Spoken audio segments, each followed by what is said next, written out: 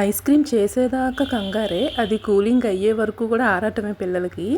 అది స్టార్ట్ చేయక ముందు నుంచి అమ్మ చేస్తున్నావా చేస్తున్నావా చేస్తున్నావా అనేసి ఒకటే పాట మా పాప. ఇంకా మ్యాంగోస్ ఉన్నాయి కాబట్టి మ్యాంగో ఐస్ క్రీమ్ చేయమంది. సరే అనేసి మ్యాంగో ఐస్ క్రీమ్ చేద్దామనేసి మొత్తం అంతా ఒక 2 మ్యాంగోస్ అయితే తీసుకున్నాను, బాగా పండినవి. తీసుకొని చూసుకోండి, పండిపోయినాయి కదా అంతా బాగానే ఉంటుంది కదా అనేసి మీరు ఎలా పడితే అలాగా పిండిసి వేసేసారంటే అందులో పురుగులు ఉండే ఛాన్సెస్ ఉంటాయి. సో చూసుకోండి.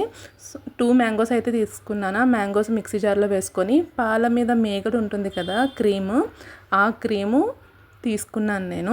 అందులోనే ఒక 2 టేబుల్ స్పూన్ వరకు షుగర్ అయితే యాడ్ చేసేసి మిక్సీ పట్టేశాను. కాచి చల్లారబెట్టుకున్న ఒక పాల ప్యాకెట్ అయితే తీసుకున్నాను నేను. ఫుల్ క్రీమ్ మిల్క్ అనమాట. అది తీసుకొని ఆ క్రీమ్ అందులో వేసేసి బాగా కలుపుకొని ఇలాగా ఎయిర్ టైట్ కంటైనర్స్ ఉంటాయి కదా అందులో వేసేసుకొని జీడిపప్పు బాదం పప్పు 2 మిక్సీ పట్టి కొంచెం పలుకుల్లాగా ఐస్ క్రీమ్ మీద అయితే వేసాను. మొత్తం పైన డెకరేషన్కి కూడా లుకింగ్ బాగుంటుంది అనేసి అందులో వేసేసి ఒక 7 అవర్స్ 8 అవర్స్ వరకు మనం ఫ్రిడ్జ్లో పెట్టుకుంటే ఫుల్ మనకి గడ్డ అయిపోద్ది. అదిగోండి ఐస్ క్రీము చాలా బాగా వచ్చింది. ఐస్ క్రీమ్ అంటే మరీ గడ్డలాగా అయిపోయింది అది డీప్ ఫ్రిడ్జ్లోని. ఇదైతే నేను వేరే బాక్స్లో వేసా కదా, ఆ బాక్స్లోది అందులోకి ట్రాన్స్ఫర్ చేశాను. అది కొంచెం ప్లేస్ వెళ్ళలేదు డీప్ ఫ్రిడ్జ్లోని. సో ఇదైతే బెటర్ అనేసి అనిపించింది.